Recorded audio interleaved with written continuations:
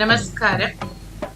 இன்று ஸ்ரீ அனந்த பத்மநாப சுவாமி மாசி பிரம்மோற்சவத்தில் சனிக்கிழமை மாலை அழகிய சேஷவாகனத்தில் ஸ்ரீ வைகுந்தநாதர் அலங்காரத்தில் நம்முடைய அனந்த பத்மநாபன் திருவீதி புறப்பாடு கண்டு அருளிய காட்சியை தான் சேவிக்கப் போகின்றோம். அழகிய வெண்மை நிறம் பொருந்தியதாகிய அற்புதமான சேஷன் தன்னுடைய தலைகளை விரித்தவாறு அழகாக எம்பெருமானை சுமந்து கொண்டு புறப்பாடுக்கு தயாராகின்றார். சென்றால் குடையாம், இருந்தால் சிங்காசனமாம், நின்றால் மரவடியாம் நீழ்கடலுள் என்றும் புனையாம் மணிவிளக்காம் பூம்பட்டாம் புல்கும் அணையாம் திருமார்க்கு அரவு என்று முதல் திருவந்தாதியில் பொய்கை ஆழ்வார் அனந்தனின் சிறப்புகளை போற்றுகின்றார். திருமார்க்கு அரவு விராட்டியோடு எப்பொழுதும் கூடியிருக்கின்ற பெருமானுக்கு திருவனந்த ஆழ்வான் அவர் உளவினால் வெயிலோ மழையோ படாதபடிக்கு குடையாக உருவெடுப்பார். அவர் எழுந்தருளியிருந்தால் அப்பொழுது சிம்ஹாசனமாக இருப்பவன் நின்று கொண்டிருந்தால் பாதுகையாகவும், திருப்பார்கடலில் அவன் துயிலும் போது அவனுக்கு மெத்தையாக இருக்கக்கூடியவனும், அவனுக்கு விளக்கு தேவைப்படும் போதெல்லாம் திருவிளக்குமாக சார்த்திக் கொள்ளும்படி திருப்பரிவட்டமாகவும் இருப்பவன், சில சமயம் பிரணய கலகத்தினால் பிராட்டிமாரை பிரிய நேர்ந்தால் அப்பொழுது விரகதுக்கம் தோன்றாதபடிக்கு திருவனந்தாழ்வானை தழுவிக்கொள்வானாம். அப்படி கொள்கும் அணையாகவும் இருக்கக்கூடியவன் என்று பொய்கையாழ்வார் முதல் திருவந்தாதியில் அனந்தனின் சிறப்பினை போற்றுகின்றார். அப்படிப்பட்ட அனந்தன் மீது இன்று வீற்றிருந்த திருக்கோலத்தில் நம்முடைய அனந்த பத்மநாப சுவாமி திருவீதி புறப்பாடு கண்டருள்கின்றார். அழகான அனந்தன் தலையில் மாணிக்கங்கள் மின்ன சந்தோஷமாக பகவானை தாக்கியபடி புறப்பட தயாராகின்றார். நம்முடைய பெருமாள் மட்டும் சும்மாவா வருகின்றார்? இரண்டு பக்கமும் அழகிய மயில்கள் பொருந்திய ஒரு அற்புதமான சேஷுவாகம், அதில் பச்சை முத்துக்கள் பதிக்கப்பட்டு மனம் மிகுந்த மல்லிகையாலும் ரோஜாவாலும் புனையப்பட்டதாகிய மிகப்பெரிய மாலைகளையும், மல்லிகை தாமரை திருத்துழாய் மாலைகளையும், முதுகுக்கு இதமாக அழகான மல்லிகை மெத்தையையும் கொண்டு புறப்படுகின்றார். அவனுடைய ஒரு கை வலது தொடையிலும் மற்றொரு கை இடது தொடையிலும் ஏகாந்தமாக அமர்ந்திருக்கக்கூடியதாகிய ஒரு நிலையை நமக்கு காட்டுகின்றது.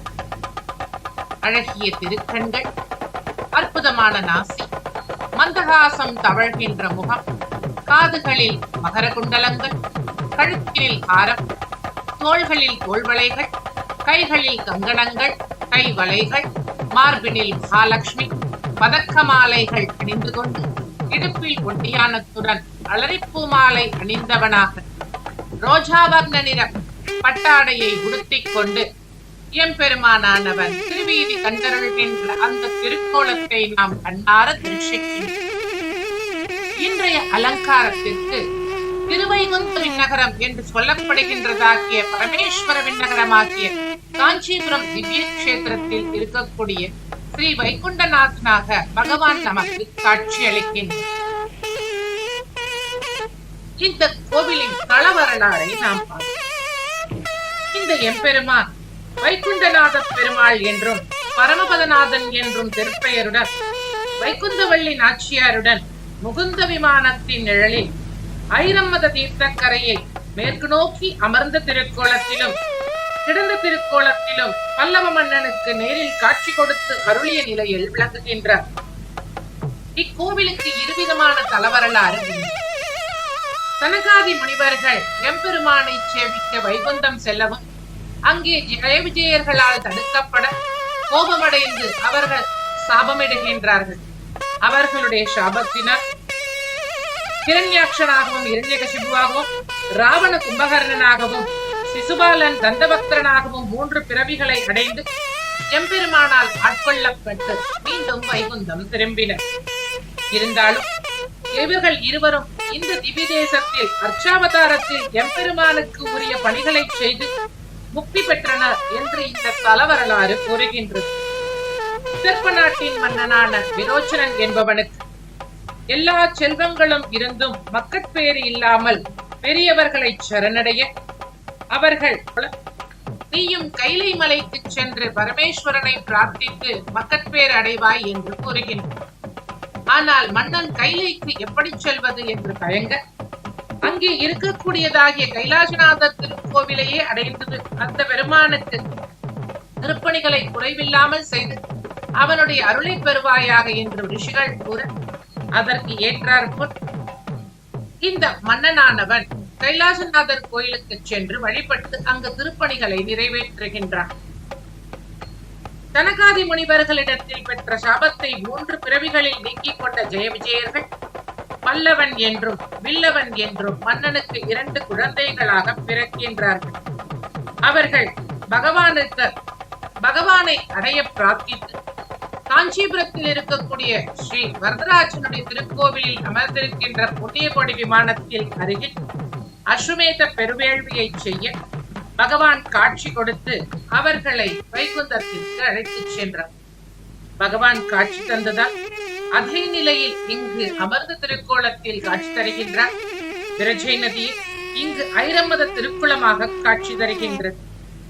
இக்கோவில் 3 அடுக்குகளாக அமைந்துள்ளது. கீழ்த்தளத்தில் ஸ்ரீ வைகுண்டநாத பெருமாளாகவும், 2வது அடுக்கில் திருமகள் மண்மகள் இருவருடன் கிடந்த திருக்கோலத்தில் அரங்கநகர் அப்பனாகவும், 3வது அடுக்கில் இன்று திருக்கோலத்திலும் காட்சி அருகின்றார். திருமங்கையாழ்வார் தன்னுடைய பாசுரங்களில் பல்லவன் வில்லவன் என்று உலகில் பலராய் பலவேந்தர் வணங்கு கடல் பல்லவர் போன் என்று கொண்டாடுகின்றார். இத்தலத்திற்கு வேறு ஒரு தரவராரும் உண்டு. ஒரு சமயம் பரத்வாஜ முனிவர் இங்கே தவம் செய்து வந்தார். அந்த சமயத்தில் அவருடைய தவத்தை கலைக்க ஒரு அப்சர ஸ்திரீயானவள் வந்து சேர அவர்கள் இருவருக்கும் ஒரு மகன் பிறந்தார். அந்த முனிவர் தன் தவத்திற்கு திரும்பி செல்ல அந்த பெண்ணும் தேவலோகத்திற்கு திரும்பி செல்ல சிவனும் விஷ்ணுவும் அந்த குழந்தையை தங்கள் பாதுகாப்பில் எடுத்துக் கொண்டனர். அதே நேரத்தில் ஒரு பல்லவ மன்னன் ஒரு குழந்தையின் பிறப்புக்காக விஷ்ணுவை வணங்க விஷ்ணு அந்த குழந்தையை மன்னனிடம் கொடுத்து பரமேஸ்வரன் என பெயரிட்டார். அதுவே பின்னர் அவர் பல்லவ மன்னரானார். அதனால் இந்த இடம் பரமேஸ்வர விண்ணகரம் என்ற அந்த மன்னனின் பெயரால் அழைக்கப்படுகிறது என்று மற்றொரு தலவரலாறும் உண்டு. பரமேஸ்வரவர்மன் என்று அழைக்கப்பட்ட 2ஆம் நந்திவர்மனால் கட்டப்பட்ட கோவில் இக்கோவிலாகும். இக்கோவில் வைகானச ஆகமத்தை பின்பற்றியுள்ளது. இக்கோவிலின் சிற்பக்கலைகள் மிக அற்புதமான நிகழ்வுகளை கொண்டாடுகின்றன. 108 திவ்ய தேசங்களில் ஒன்றான கோவில். காஞ்சிபுரத்தின் கைலாசநாதர் கோவிலுக்கு பிறகு 2வது பழமையான கோயிலாக இந்த கோவில் கருதப்படுகின்றது. இக்கோவிலில் சில சிற்பங்கள் மகாபாரதத்தின் பல்வேறு நிகழ்வுகளை சித்தரிக்கின்றன.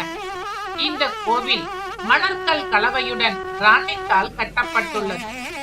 3 மாடி அடுக்கினை உடைய இக்கோவில் உத்திரமேரூரில் உள்ள வைகுண்ட பெருமாள் கோயில், மதுரையில் உள்ள கூடலழகர் கோயில் போன்ற பல்வேறு கோவில்களுக்கு முன்னோடியாக திகழ்கின்றது. இன்று நம் அனந்த பத்மநாப சுவாமி இத்தகைய சிறப்புமிக்க திருக்கோலத்தில் காட்சியளித்து பரமபதநாதனாகி நம்மை இப்பொழுதே கண்முன்னால் வைகுந்தத்தில் இருப்பது போல் காட்சி தந்து மனமகிழ்ச்சிக்கு ஆளாக்கிய அந்த பாக்கியத்தை வார்த்தைகளால் விவரிக்கவும் இயலும். ஓம் ஸ்ரீ அனந்த பத்மநாபன் திருவடிகளே சரணம்.